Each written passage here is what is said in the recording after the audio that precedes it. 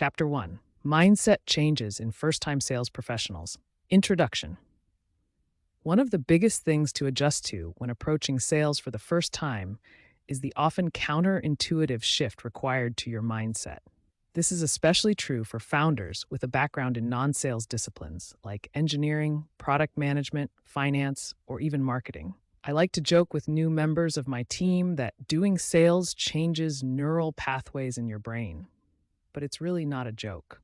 They end up agreeing with me a few months in. A lot of the behaviors required for sales success are a massive departure from the ones you've valued in your career to date, even from generally accepted ways of being in society. But while they may feel uncomfortable at first, they've led, time and time again, to sales success. This isn't to say you need to run out and adopt all of these behaviors immediately, right out of the gate. My goal is simply to lay out a number of the sales mindsets that you will encounter. I want to validate ahead of time that when you do run into these, yes, you're seeing what you think you are, and you shouldn't be surprised. While a change, these new ways of thinking and interacting should be expected and welcomed. And yes, if you can start driving yourself toward these attitudes in a proactive way, you will increase your success. With that said, here are some of the mindset changes that will help you in the transition from founder to sales professional. Embrace plenty, not scarcity. Generally speaking, we're taught that we should conserve resources. We're told not to waste things. We're all probably guilty of this, saving those extra MP3s in our iPhone's music app or leaving that email in our inbox, telling ourselves that we're eventually going to get around to it. Don't throw away that half sandwich. You can keep it in the fridge for later. Stop that now. Reject a mindset of scarcity, and hence hoarding, and embrace a mindset of plenty. The thinking should be, even if this one does not work out, there's a line of thousands standing behind it that I need to get to. So if a deal is stalling, if the customer doesn't have the budget, if it turns out an account is not a perfect fit, and so on, great, fine, close it out. On to the next. You'll get them the next time around.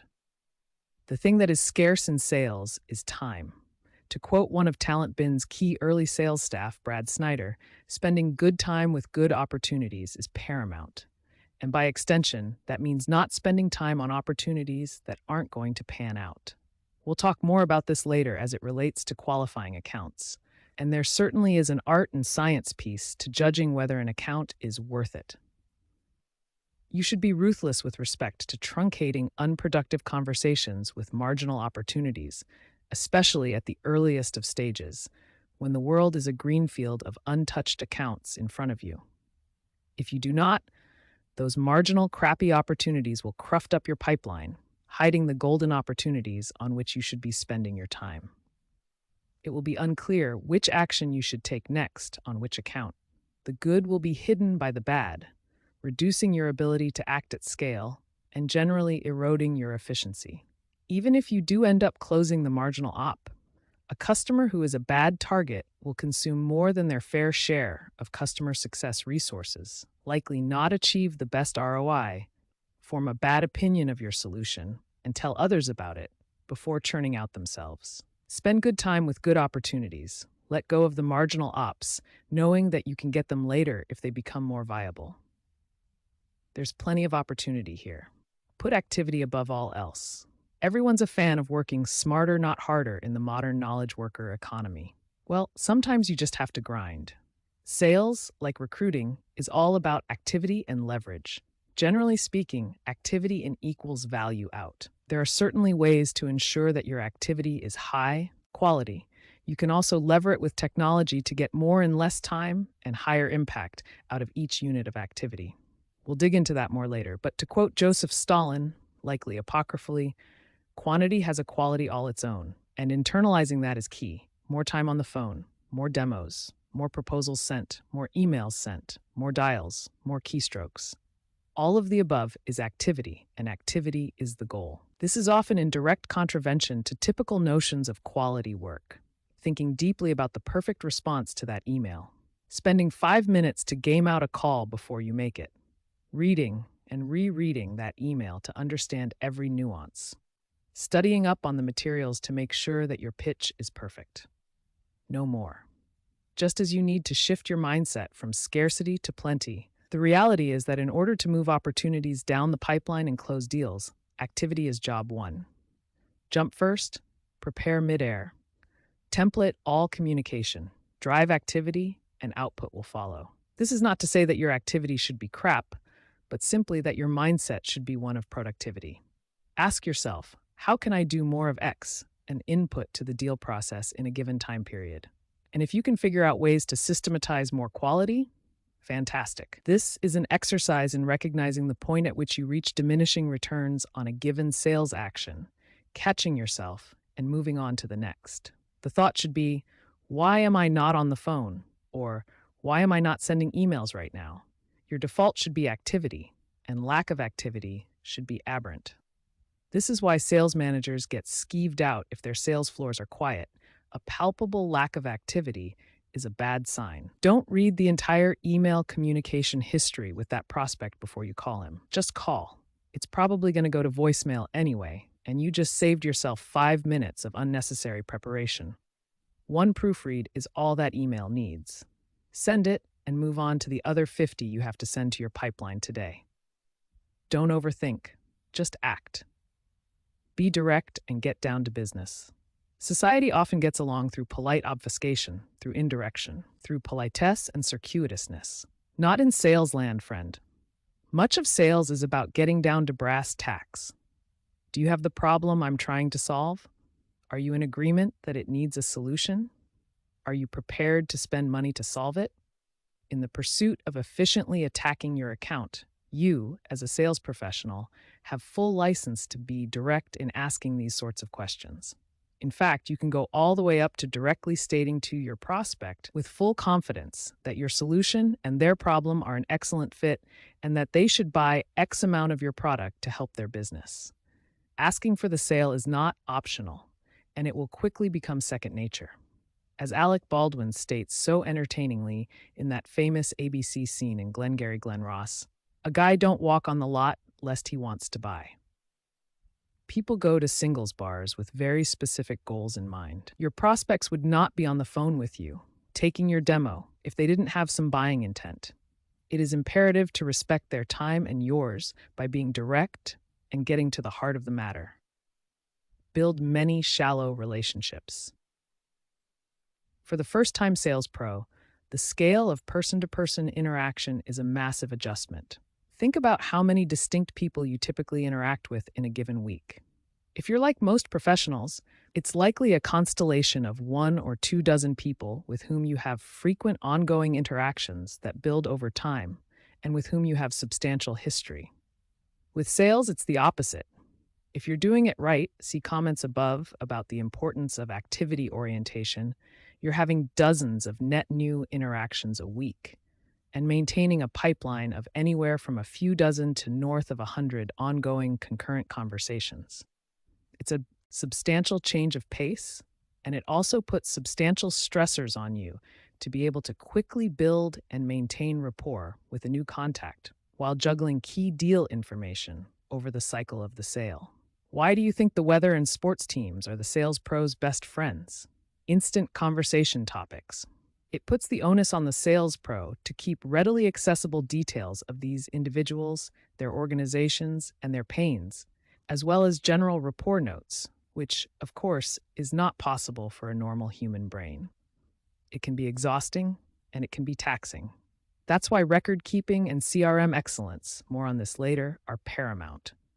This isn't to say that these relationships are fake or that they're not valuable or meaningful. They just demand a different way of interacting with other professionals than what you're likely used to.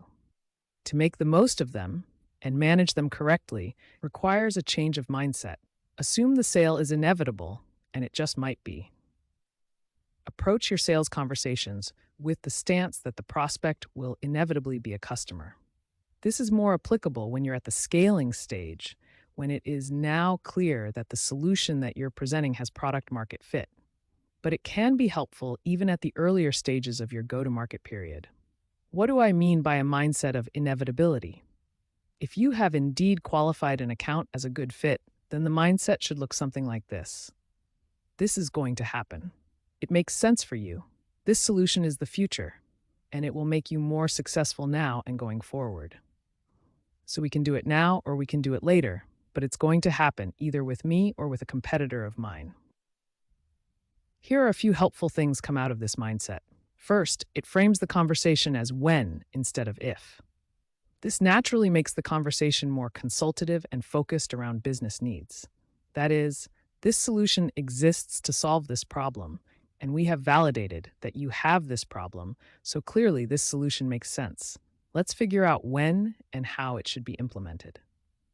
Second, it provides a confidence boost to the sales professional, related to the expertness and fearlessness we'll talk about next. Third, it sets the groundwork for an ongoing relationship with the prospect.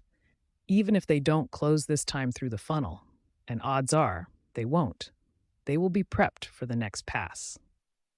It will also reinforce your own record-keeping processes, since you'll know that recording these interactions will enable your future self the next time this prospect passes through the funnel. It may feel odd to take on such a presumptuous mindset, and by no means is this a suggestion to be arrogant or off-putting in your dealings. But approaching each interaction with certainty will drive success in your conversations. Expect to win, but be unfazed by rejection. In most of your professional interactions, you probably achieve some semblance of your goal most of the time, largely because you wouldn't be engaged in the activity in question if you didn't think you had a reasonable expectation of success. This is definitely not the case in sales.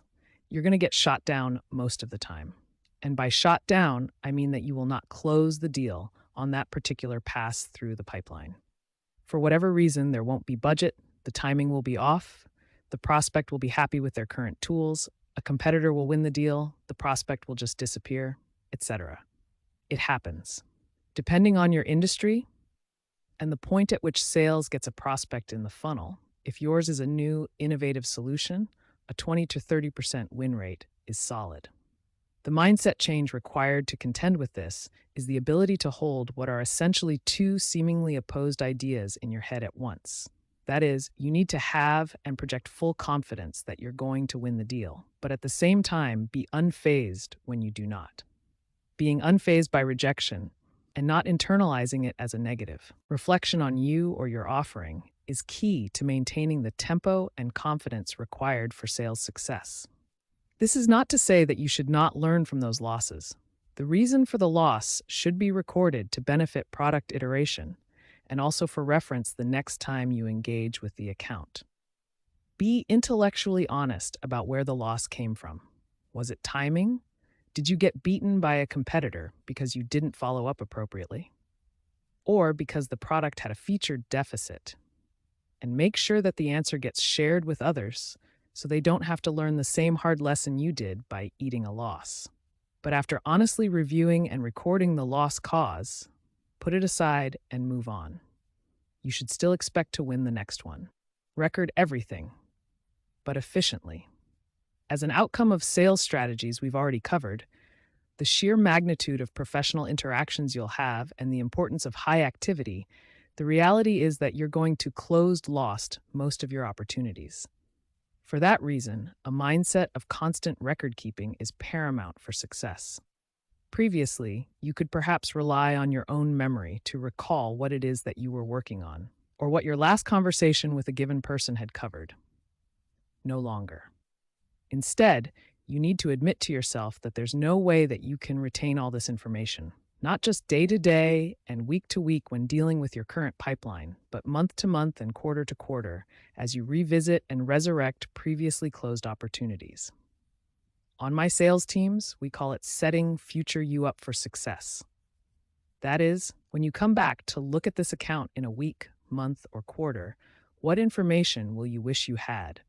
Record that now while it's available and make the ephemeral permanent.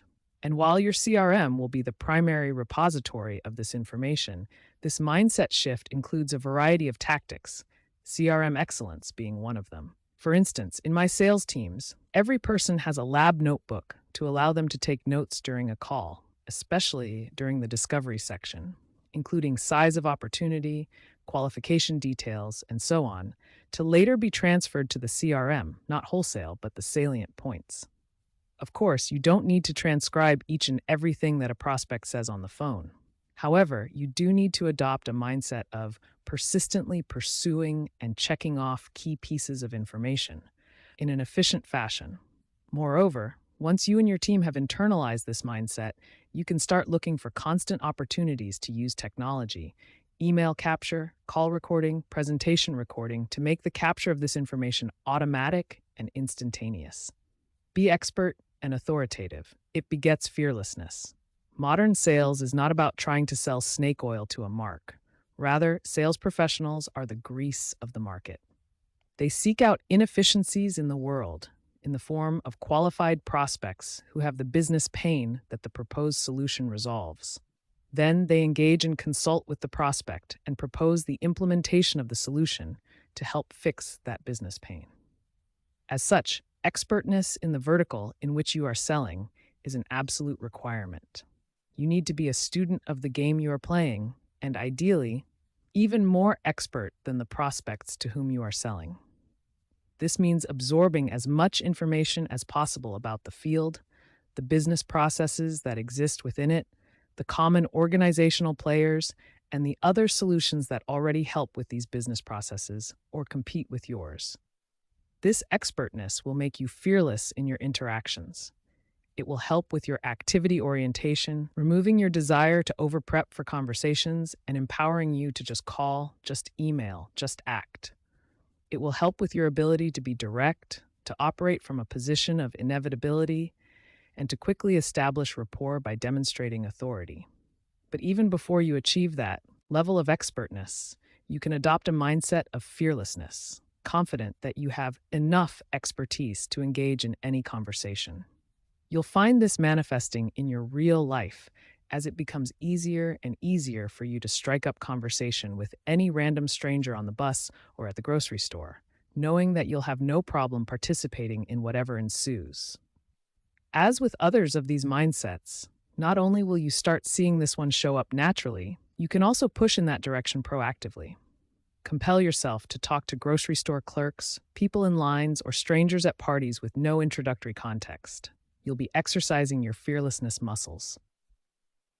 Make yourself at home in a glass house. The level of transparency in a well-instrumented sales organization is a massive change for most people. From win and loss notes and closing ratios to leaderboards and error checking, everything is right there, available for everyone to see. If you're doing a good job, you will have all customer-facing interaction instrumented and recorded. Every single email, every presentation, and every call, either in its entirety, in the case of presentations and email, or in some partial capacity when it comes to calls and conversations. You should get comfortable with teammates jumping into those records and asking questions about why a call went this way or that way. Your creation of this transparent data is of paramount importance for the success of the organization, from both a go-to-market and a product development standpoint. Similarly, activity levels or lack thereof should be clearly documented and inescapable. If a rep spaced out today for some reason, the lack of calls and emails will be fully observable. And if your CRM is really well done, it will be observable down to the granularity of which hours of the day that rep was lagging. So too with error checking. Again, if your CRM is well executed, you will have reporting that shows exactly which opportunities and accounts have been missing activity for a certain period of time and are in danger. The only question that will remain is why you haven't hopped on top of that. In fact, your CRM reporting should yield valuable insights all the way down to every single closed won and closed lost opportunity. For every win, you can see the strategy that sold 5 seats instead of 2. For every lost opportunity, you'll see what went wrong. Budget, competition, a prospect not yet convinced of your solution's value, and so on. But you lose this insight without transparency. And while this may sound frightening, it's actually extremely beneficial both for the individual and in aggregate for the organization. It creates an environment of accountability and shared learning that drives a positive, self-reinforcing feedback loop. Your staff focuses because there's no way not to. There's no excuse to not work on high-priority items. because the errors are documented and visible. Flubs and failures are socialized so other staff won't crash on the same rocks, but also so they'll realize that failure is part of the game and not to be feared. And that foments a culture of action orientation rather than loss aversion, because fear of failure is one of the biggest blocks on action. If you remove that fear, you remove that brake on activity. And when you transparently share wins alongside losses, your staff know that they're real and not puffed up, and thus can take them as helpful guideposts for how they should execute. Document all of your team's activity, and everyone can simply put forth their maximal effort without worrying what will be available to whom, because the answer is everything to everyone. Remember, sales is about math. When people think about what is needed for sales success, they jump to a lot of right brain activities: storytelling, persuasion, rapport building, and such. Socialization, drinking, and dinner. Shooting from the hip and making it up as you go. They don't consider, or at least not as much, that sales is something that involves lots of metrics, math, and reporting. Guess what? You can't escape math in sales either, especially if you want to have success at any amount of scale greater than a single rep. All that instrumentation and recording that we talked about needs monitoring and analysis. Want to know how many emails to how many prospects are generally needed to get a demo on the board? You're going to need the relevant Salesforce reports for that. Or want to know how many opportunities are required to close a deal and what each of those opportunities is worth? Better have your win rates instrumented and reported on. Did you want to understand if you can afford to hire a sales development rep to feed your calendar? You're going to need to know your average contract value. Did you want to know which of your sales reps are most efficient at converting opportunities into wins? You'll need to split those win rates by rep and probably add a revenue component to your calculation too. The sales leader who struggles with Salesforce reporting and Excel pivot tables is going to have a rough time in a high-velocity, high-scale sales environment. Sales in the movies may be about dinners, suits, and booze, and there's certainly still a steak dinner component to it. But all of that activity is underpinned by a healthy helping of metrical excellence. You won't be able to avoid it, so you might as well start getting cozy with it. Mindsets that build on each other. These certainly aren't the only mindset changes that you'll notice starting to take hold. However, they are the ones that are initially the most crucial for your transition from founder to sales professional. Moreover, as you may have seen as you read, these first mindset shifts have a complementary, multiplicative impact on each other. Success begets success. For instance, if you record everything, you can be direct and non-scarcity minded, quickly identifying opportunities to spend your time on now.